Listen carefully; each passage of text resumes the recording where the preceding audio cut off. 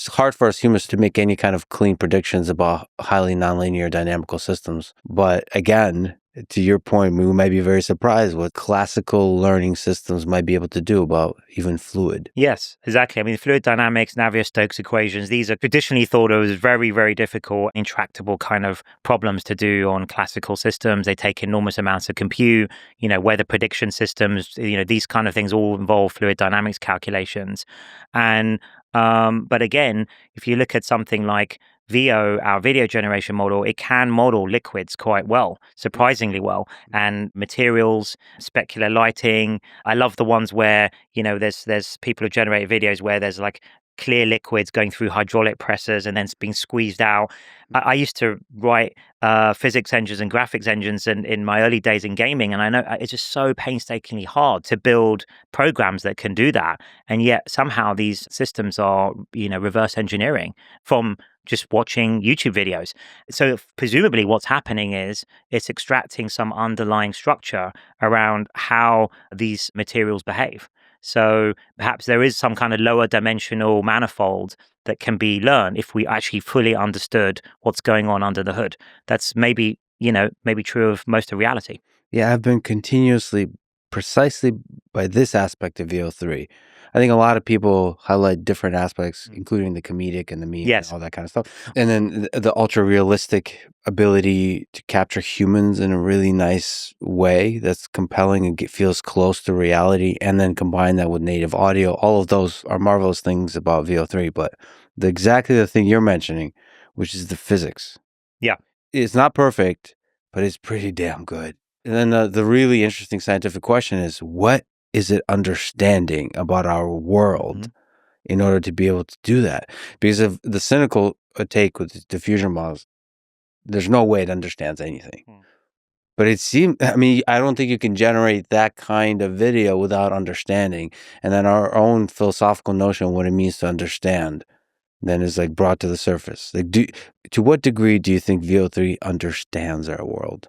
I think to the extent that it can predict the next frames, in a coherent way, that is a form, of understanding, right? Not in the anthropomorphic version of, it's not some kind of deep philosophical understanding of what's going on. I don't think these systems have that, but they certainly have modeled enough of the dynamics, put it that way, that they can pretty accurately generate whatever it is, 8 seconds of consistent video that by eye, at least, at a glance, is quite hard to distinguish what the issues are. And imagine that in 2 or 3 more years' time. That's the thing I'm thinking about, and how incredible they will look, given where we've come from, the early versions of that 1 or 2 years ago. And so the rate of progress is incredible. And I think I'm like you, is like a lot of people love all of the stand-up comedians, and that actually captures a lot of human dynamics very well, and body language. But actually the thing I'm most impressed with and fascinated by is the physics behavior, the lighting and materials and liquids, and it's pretty amazing that it can do that.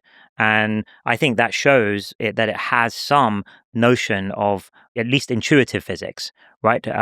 How things are supposed to work intuitively, maybe the way that a human child would understand physics, right? As opposed to a PhD student really being able to unpack all the equations. It's more of an intuitive physics understanding. Well, that intuitive physics understanding, that's the base layer. That's the thing people sometimes call like common sense. Like it really understands something. I think that really surprised a lot of people. It blows my mind that I just didn't think it would be possible to generate that level of realism without understanding.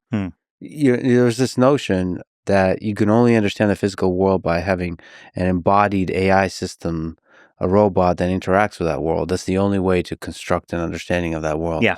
But VO3 is directly challenging that, Right. it feels like. Yes.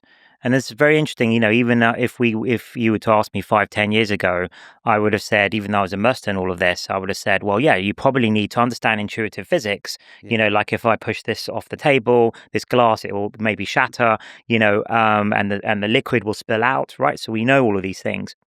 But I thought that, and there's a lot of theories in neuroscience, it's called action in perception, where, you need to act in the world to really, truly perceive it in a deep way.